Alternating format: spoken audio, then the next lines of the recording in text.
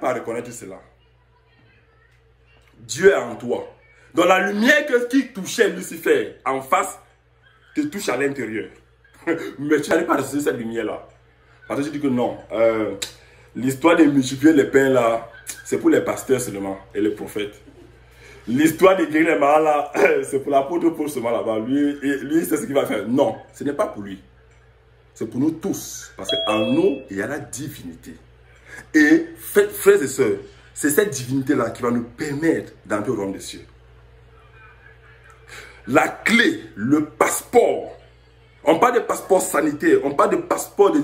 Quand quelqu'un a un passeport, il est content parce qu'il peut entrer partout. Il y a un passeport qui entre dans tous les pays. Tu sais, tu entre.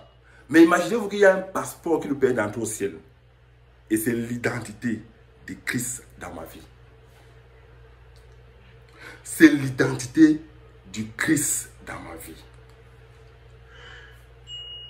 Cette identité, c'est quoi? Je vais encore mieux nous expliquer pour qu'on comprenne. C'est l'autorité que Christ a. C'est l'alliance. Christ a tissé deux alliances avec Dieu. Une alliance pour nous sauver et une alliance. Christ a demandé les évangiles à Dieu. Il a supplié, il a prié Dieu que nous soyons un avec lui. Et il dit que partout où il sera, que nous soyons. Mes frères, quand tu es le matin, tu as faim. Ça, c'est un exemple banal. Que dis-tu de la situation? Écoutez, mes frères, Jésus seul a changé son environnement. C'est-à-dire que toi seul, tu peux changer les situations autour de toi. En croyant seulement que celui qui agit ou qui a agi, agit encore, mais en toi maintenant. Ça veut dire quoi? Écoutez, la mort a brisé certaines choses dans la vie actuelle. Et Christ est reçu avec un corps parfait, un corps céleste. Écoutez, Christ en moi est maintenant 100% divin. Et moi, je suis la représentante de Christ 100% homme sur la terre. Ça, c'est le mystère. C'est-à-dire qu'actuellement, le même Christ est sur la terre. Mais d'une manière que l'on peut voir. C'est que Christ 100% homme et 100% Dieu, en rentrant au ciel, s'est posé une question. Il dit, comment je vais faire pour que mes enfants, mes frères soient multipliés? Il a dit, ok, la nature humaine 100%, je vais les garder ça en eux, et puis je vais m'ajouter en eux. Ça va faire 100% homme, 100% Dieu. C'est-à-dire que quoi qu'il arrive, que tu ne le veux pas, Christ encore aujourd'hui par toi est 100% homme, parce que c'est moi qui touche, je me touche, et 100% Dieu parce qu'il a assis le lieu céleste. Mais maintenant, on n'arrive pas à résister les morts, malgré cela. On n'arrive pas à multiplier les pains, malgré cela. Est-ce que Christ a changé? Il n'est pas changé parce qu'il est en toi, il est en moi. Donc dans sa nature divine, des 100% là, il a laissé ça sur nous. Mais dans sa nature humaine, puisque c'est passé par la terre et c'est ressorti, c'est nous qui sommes. Nous sommes l'image. Mais dans cette nature humaine de 100% Christ. Alléluia. Et comme il n'aime pas, il ne veut pas se diviser, il a formé les deux en un seul.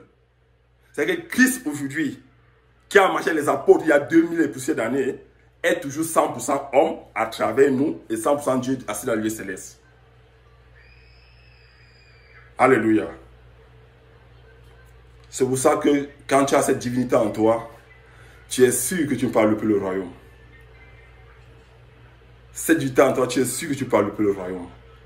Quand le Seigneur m'a fait la réception de ce message, j'ai dit, Seigneur, merci comme chaque jour tu nous enseignes, mais payons de mettre ça en pratique.